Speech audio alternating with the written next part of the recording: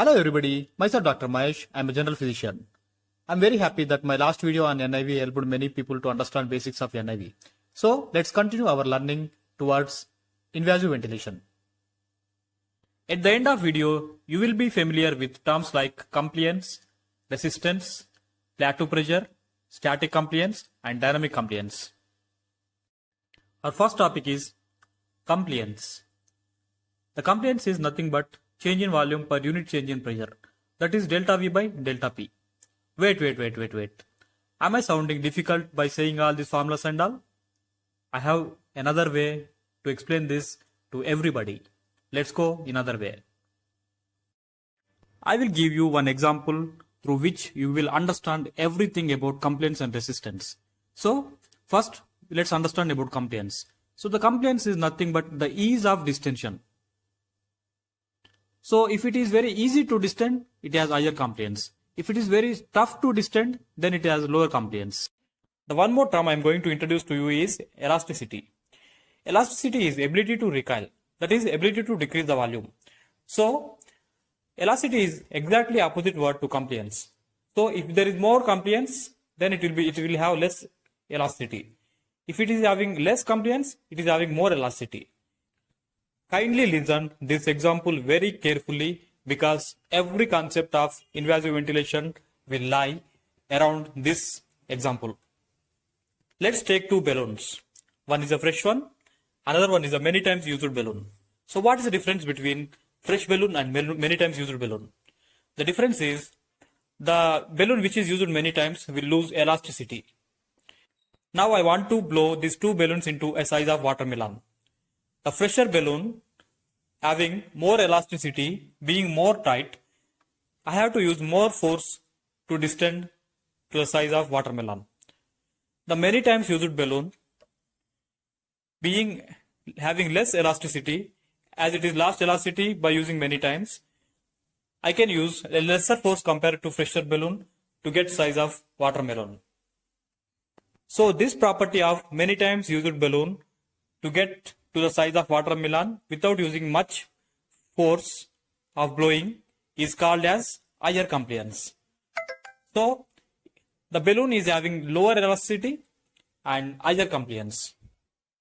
This property of pressure balloon to be tighter, that means the ability to use more pressure to distend to the size of watermelon is called as stiffness or low compliance. So for pressure balloon, it has low compliance and high elasticity. Now I will take a tubes of two different diameters. One is a narrow diameter, one is a wide diameter. And I will connect one end of the tube to balloon and other end I will use to blow air. Now I can notice that to blow the air into the balloon to the size of watermelon, I have to use more force for narrow tube balloon and I have to use less force for wide tube balloon.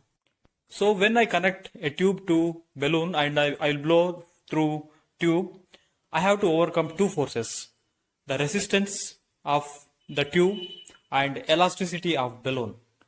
So the resistance offered is directly proportional to length of the tube and inversely proportional to fourth power of radius of the tube.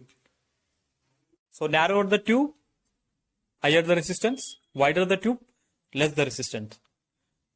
Lengther the tube, higher the resistance, shorter the tube, less will be the resistance. Let's go into invasive ventilation. So before we go any detail into invasive ventilation, you have to understand what is peak inspiratory pressure and plateau pressures very clearly. Let's have a look at this pressure versus time graph. So here the positive wave is nothing but inspiration and the flat one is end expiration. So during positive also ascending limb is inspiration and descending limb is expiration. So we can see here the highest point of pressure touched during inspiration is this point. This is called peak inspiratory pressure. And we can see after reaching peak inspiratory pressure, one downward line and followed by one plateau line, a flat line. This flat line indicates plateau pressure. So now I am going to explain what is this plateau pressure indicates and what is this peak inspiratory pressure indicates. Let's get back to our old example. Let's take a tube. Let's connect one end of the tube to balloon and other end is used to blow the air from mouth. So let's think, but suppose I'm starting to blow the air. So when I'm starting to blow the air, I have to overcome the resistance offered by the tube and I have to overcome the elasticity of the balloon. So by opposing these two forces, I'm blowing the balloon into the size of watermelon. So this process is called as dynamic process. So this property of balloon to distend through opposing the force of elasticity of the balloon and overcoming the resistance of tube is called as dynamic compliance. And the pressure that is applied to overcome both resistance of tube and elasticity of balloon is called as peak inspiratory pressure. So let's think that I have blown my balloon to the size of watermelon. And now if I remove my mouth from end of the tube, what will happen? It will deflate. But to keep that balloon in size of watermelon, I have to keep some pressure so that it will not recoil and balloon will not deflate. So this pressure is called as plateau pressure. So this plateau pressure is nothing but the amount of pressure or amount of force that I have to blow to keep the balloon in the size of watermelon and not to deflate and not to inflate more. So this process is static one, and this property of balloon to distend to the static level is called as static compliance. So in a much simpler way, when there is a air movement through tube and balloon, the compliance that is developed is called as dynamic compliance and the pressure that is applied is called as peak inspiratory pressure. When there is no air movement through tube and balloon, but the only force that is present is the recoiling capacity of balloon. So the balloon will have tendency to recoil. So we have to put some pressure against this recoiling property of balloon. So this pressure is called as plateau pressure and the compliance that is developed at this moment is called as static compliance. So here, if you apply this to human body, the tubes are nothing but airways and the balloon is nothing but lungs. And the force we used to blow the air is nothing but pressure applied by the ventilator. So likewise, in invasive ventilation, after inspiration and before the start of expiration, in between the inspiration and expiration, we can hold the breath by using certain pressure. That pressure is called as plateau pressure and this phenomenon is called as static compliance. In non-invasive modes of ventilation, as the breathing is spontaneous one, we do not have the option to hold the breath. So P plateau is not seen in non-invasive ventilation. Here, the peak inspiratory pressure is nothing but the pressure used to overcome airway resistance as well as the pressure that is used to overcome the elasticity of the lungs.